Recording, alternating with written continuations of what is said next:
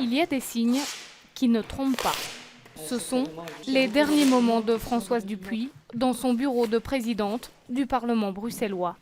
Malgré la victoire de son parti, la socialiste ne fera pas partie de la nouvelle Assemblée. Je savais bien qu'en étant 72e sur cette liste, en ayant été président du Parlement pendant 5 ans, ce qui n'est pas une fonction de contact ou d'engagement même permis, donc on a beaucoup travaillé ici, hein, c'est pas ça. Avec une campagne très courte, les conditions étaient difficiles, donc ça c'est clair.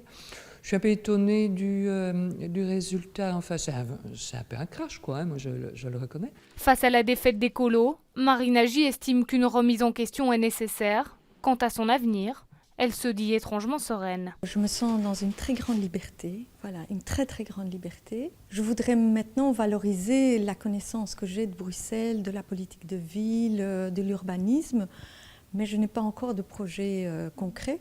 Je reste évidemment conseillère communale, chef de groupe au conseil communal de la ville de Bruxelles pour Écolo et Kroon. Entré en politique en 2009 sous les couleurs du CDH, l'ancien journaliste sportif Pierre Miguichat accuse le coup et s'interroge sur son avenir professionnel. Je n'ai pas encore de projet clair. Revenir au journalisme ?